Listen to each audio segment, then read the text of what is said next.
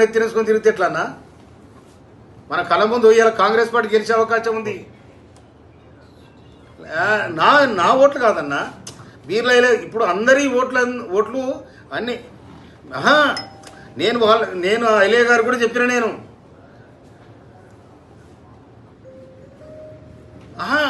నువ్వు వాళ్ళకు కాంగ్రెస్ వాళ్ళు ఓట్లు బీఆర్ఎస్ ఏమని చెప్పేది ఎక్కడిది? కాంగ్రెస్ ఓట్లు లేదన్నా, కాంగ్రెస్ పార్టీ ఓట్లు బీఆర్ఎస్కి ఏమని చెప్పేది ఎక్కడిది? ఇప్పుడు అదే ప్రయత్నం చేస్తున్నాను వీళ్ళు. లే మీకు లిస్ట్ పంపిస్తే నేను లేదన్నా, నా దగ్గర ఓట్లు ఉంటే నాకు ఇంపార్టెంట్ కాదు. ఇదంతా ఒక కూటమిగా ఉంటుంది. ఈ 2 జిల్లాలు కలిసి రంగారెడ్డి జిల్లా 11 ఓట్లు ఉంటాయన్న. తర్వాత 288 ఓట్లు నల్గొండ జిల్లాకు ఉంటాయి. ఈ ఓట్లన్నీ కలిస్తేనే లెక్క. నాకు 10 ఓట్లు, లేకపోతే బిర్లాయిల గారికి 130 ఓట్లు, ఇవన్నీ ఇట్లా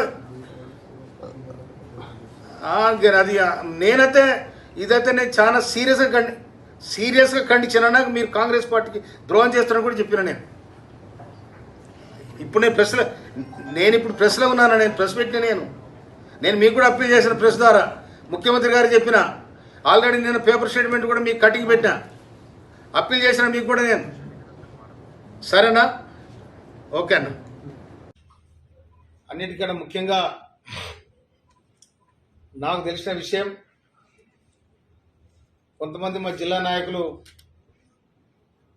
బీఆర్ఎస్తో పొత్తు పెట్టుకుంటున్నట్టు నిన్న సాక్షి పేపర్లో వచ్చింది. కనుక ఇది మేము తీవ్రంగా ఖండిస్తా ఉన్నాం. రాష్ట్ర ముఖ్యమంత్రి రేవంత్ రెడ్డి గారు బీఆర్ఎస్ పార్టీని బొందబెట్టాలని వాళ్ళు ప్రయత్నం చేస్తే, వీళ్ళేం కాంగ్రెస్ పార్టీని బొందబెట్టాలని మీరు ప్రయత్నం చేస్తున్నట్టు నాకు అనిపిస్తుంది. అందుకోసమనే ఈ అపవిత్రమైన పొత్తును విరమించుకోవాలని నేను డిమాండ్ చేస్తా ఉన్నాను. నేను ముఖ్యంగా గౌరవ బిర్లాయిల ఎమ్మెల్యే శాసనసభ్యులు, ప్రభుత్వ విప్పు, వారి నియోజకవర్గంలో 130 ఓట్లు ఉంటాయి దాదాపుగా. మెజారిటీ ఓట్లు మీకే ఉన్నాయి, గెలుపు ఓటములు మీ చేతిలో ఉన్నాయి. కనుక దీనికి పూర్తి బాధ్యత ఆలయ నియోజకవర్గం వహించాల్సి వస్తుందని కూడా నేను మనం చేస్తా ఉన్నాను. అదేవిధంగా ఈ డిసిసి అధ్యక్షుడు కానీ, చైర్మన్ కానీ మీకు బంధుత్వం ఉండి ఇళ్ళలో తీసుకుపోయండి, మందు పోయండి, అన్నం పెట్టండి, బిర్యానీ పెట్టండి, నాకు అభ్యంతరం లేదు.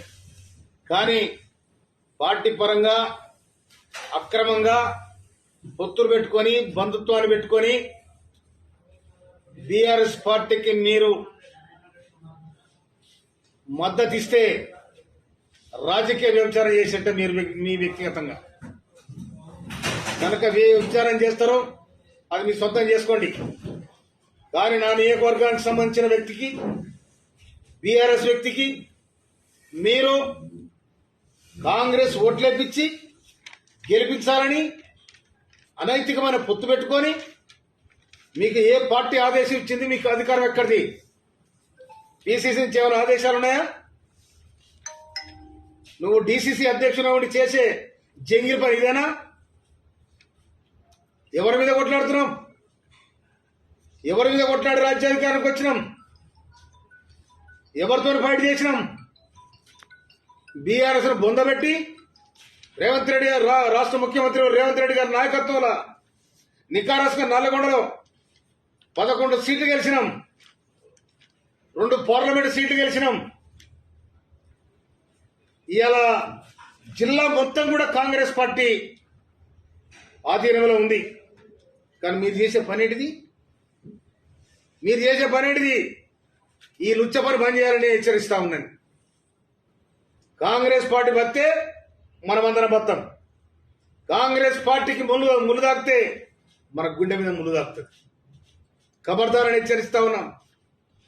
అదే క్రమంలో విప్పుగా ఉన్న గౌరవ బిర్లాయిల గారు మొత్తం చైర్మన్ నీ నియోజకవర్గంగా ఉన్నాడు. డిసిసి అధ్యక్షుడు నీ నియోజకవర్గమే.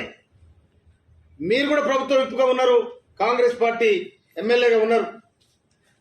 అన్నీ చూసుకుంటా మౌనంగా మీరు ఉన్నారు అంటే దాంట్లో మీ పాత్ర కూడా ఉన్నదని నేను అనుకోవాల్సి వస్తుంది. అందుకోసమనే రేపు పొరపాటున కనుక బీఆర్ఎస్ అభ్యర్థి గెలిస్తే మీ నైతికంగా రాజీనామా చేయాల్సి ఉంటుంది. ఖబర్దారని చెప్తా ఉన్నాను. మీరు లోపాయికారిగా ఏ ఒప్పందం గురించుకున్నారు నాకు తెలియదు. అసలు బీఆర్ఎస్ తోనే అలయన్స్ పెట్టుకునే దమ్ అవకాశం ఎవరిచ్చింది మీకు? పీసీ చెప్పిందా? ముఖ్యమంత్రి